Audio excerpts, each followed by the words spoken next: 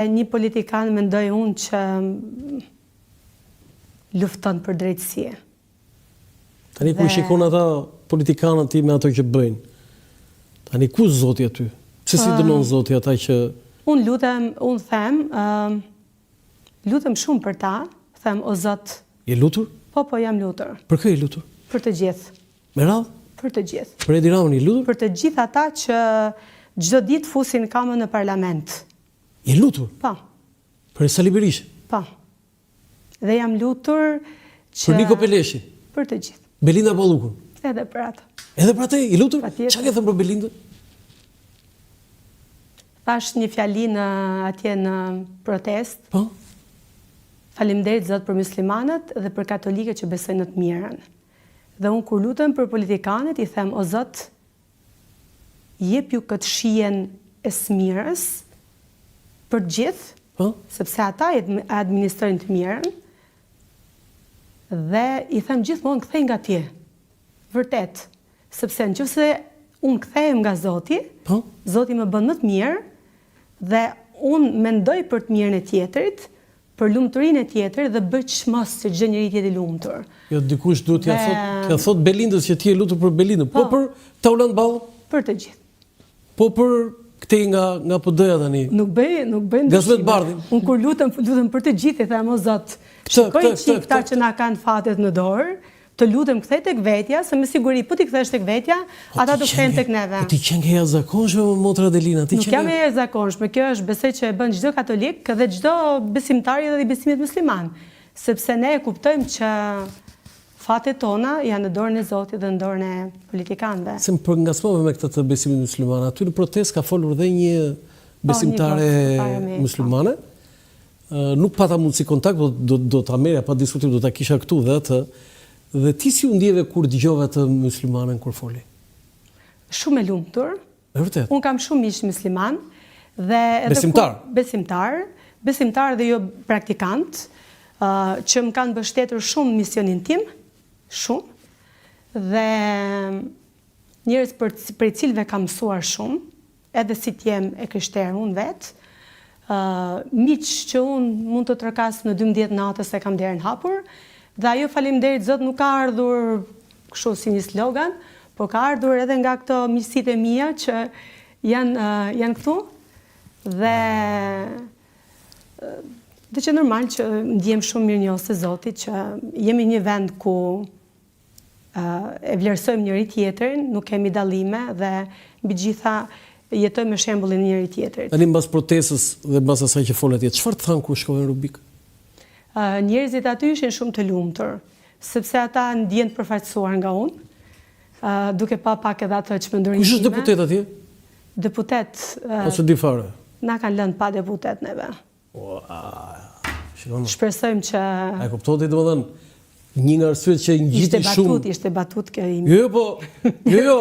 Jo, di ç'a ndodhi një herë, kisha Erion Braçën. E njihni Erion Braçën. Ka qenë zëvendës kryeministër, deputet, domethënë është rekordmen, Sali Berisha 10 herë deputet i zgjedhur, Erion Braçë është 9 herë.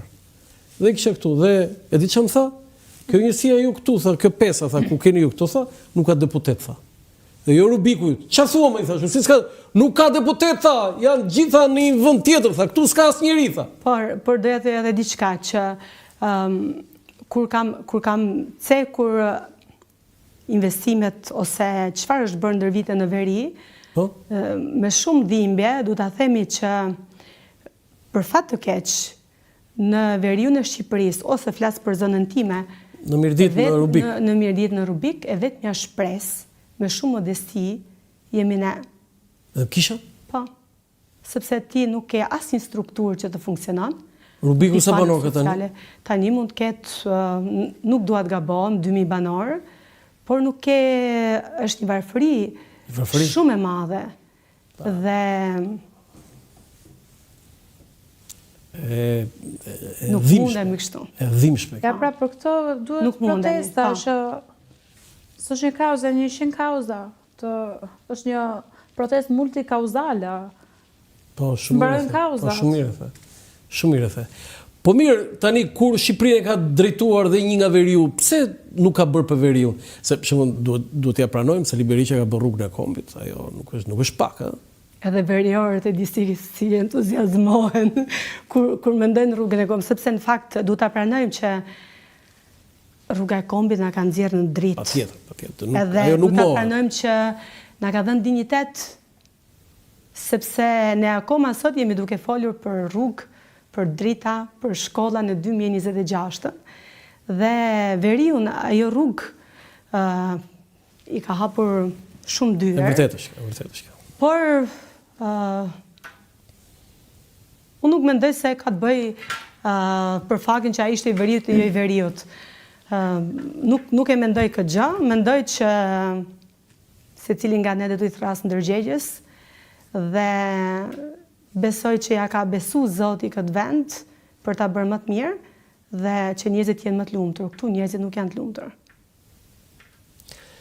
E dhimbshme kjo që the. Sindi, se tani fillon dhe protesta, do shkonin protestë, ti të paktën, e di unë, dhe si parashikon, çfarë, domethënë, ka pasur më pak apo njësoj dje protestues, pjesëmarrje? Njësoj, unë nuk e di, domethënë, por ato se duket sikur ra pak. Tani ka të bëhet dhe që është ashtu në diel, domethënë ishte.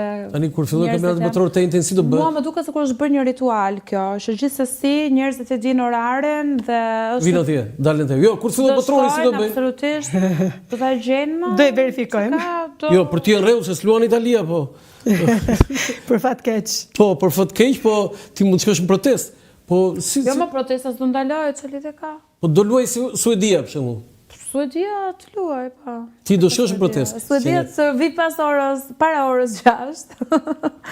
Edhe pastaj, që ti bëjmë të dyja? Jo, po tani, do ta themi ne, shqiptarët janë tifozë, sidomos çunat meshkujt, tani ka një problem aty. Po. Dhe janë ndeshjet kështu në orën 3, në orën 6, në orën 9. Se lë do 3 ndeshje në ditë. Do të zëvendësojmë. Do kuptojmë prioritetet. Do zëvendësojmë ndeshjet. Do të zëvendësojmë çunat. Okej, ne kemi ardhur në fund të emisionit, do doja një mesazh nga të dyja ju, në fillim me ju, motor Adelina, për një mesazh për protestën.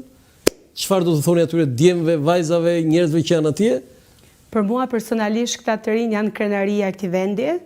Do ju thoja shumë faleminderit që më keni bërë të ndihem vetvetja në atë moment dhe që më keni pranuar, kështu siç jam.